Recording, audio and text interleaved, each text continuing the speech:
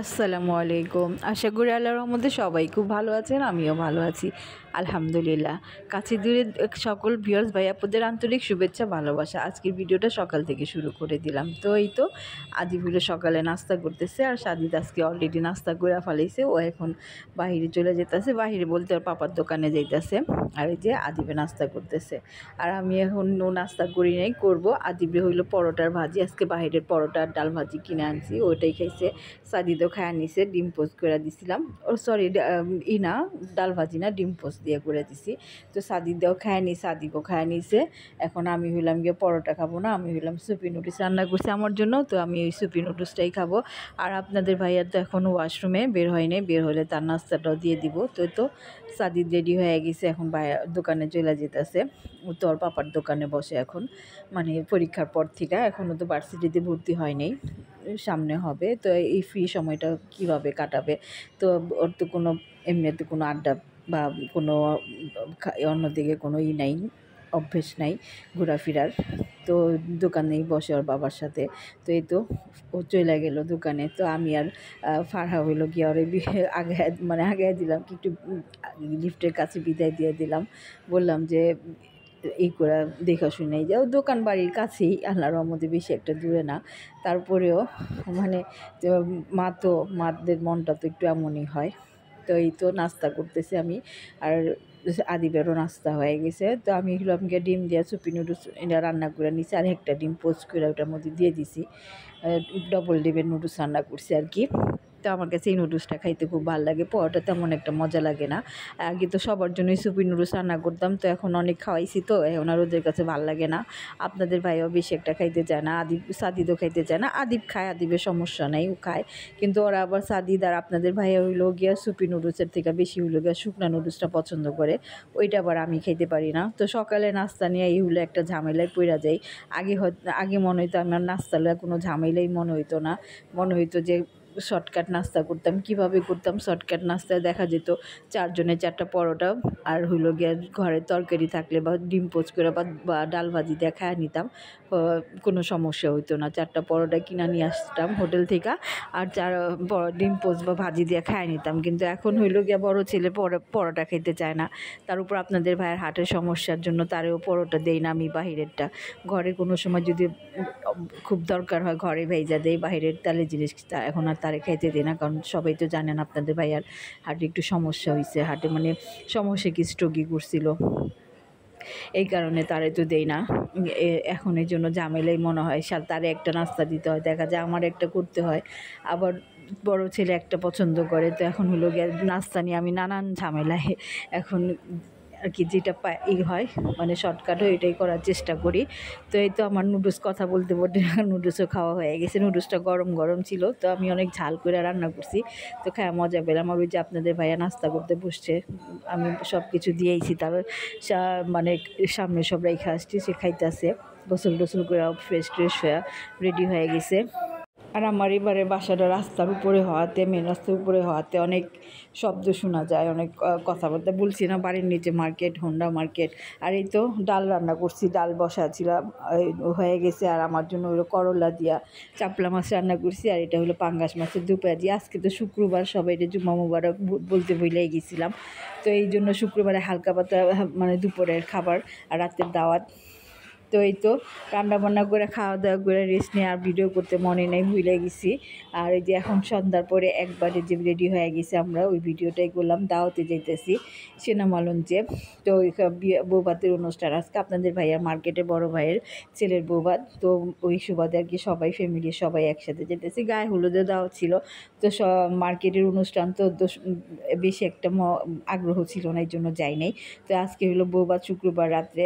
তো এখন সবাই রেডি হয়ে একসাথে বের হয়ে গেলাম।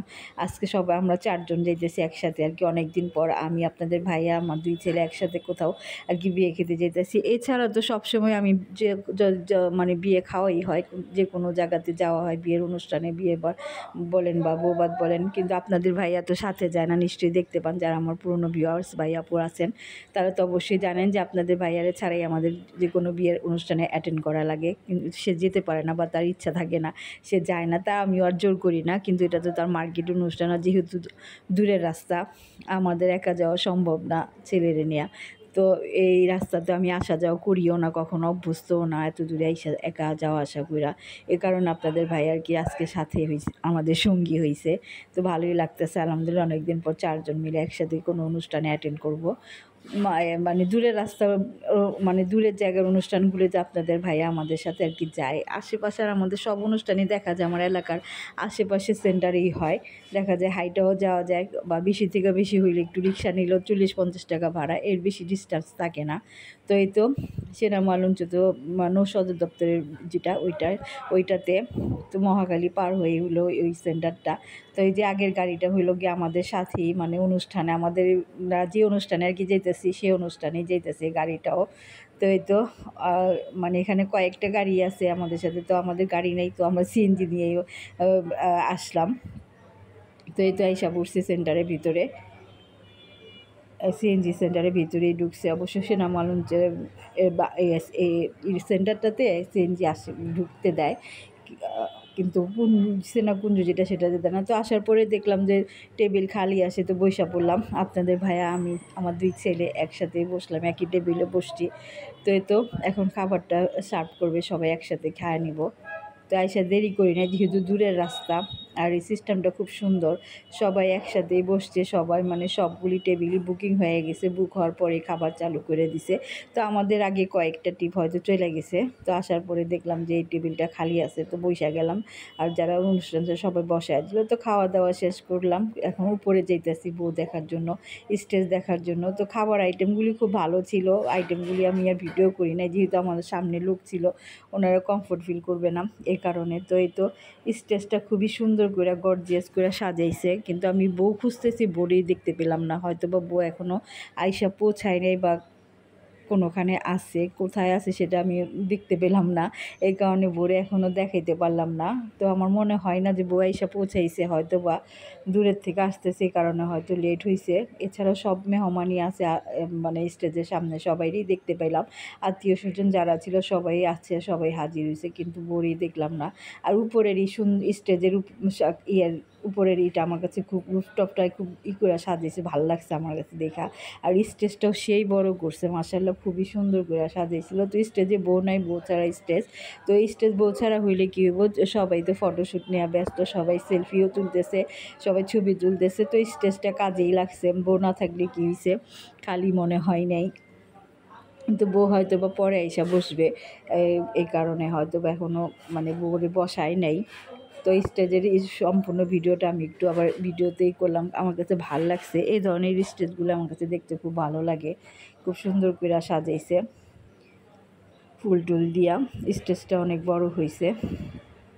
তো এই 2 স্টেজ দেখার পরে এখন নিচে চলে যাব। তো আপনাদের ভাইয়া উপরে আসে নাই, আমি আসলাম। আমার আসার উদ্দেশ্যই ছিল বউ দেখবো, কিন্তু বউ দেখার হইল না, তো কী করা, সবার সাথে কথাবার্তা বলে নিচে চলে গেলাম। আর এই যে সবাই স্টেজে, বউর স্টেজে বৈশা মানে খুব সুন্দর করতেছে, ফটোশ্যুট করতেছে।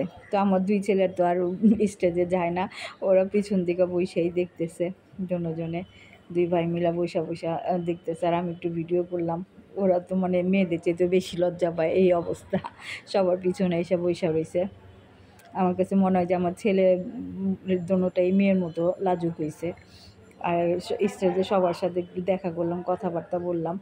তো আমার ছেলে আবার ভিডিও করলো। তো এখন হলো নিচে চলে যেতেছি, নিচে নেমা যেতেছি।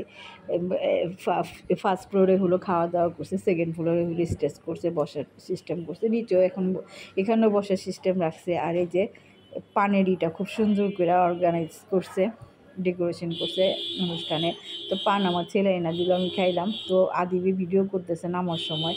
তো এখন চলে যাব, লাস্টে মিষ্টিটা দেখে লোভ সামলাইতে পারলাম না, লাস্টে একটা মিষ্টি খেয়ে নিলাম। এখন বাসায় চলে যাব। তো আজকে ভিডিও পর্যন্ত, আসসালামু আলাইকুম, আল্লাহ হাফেজ।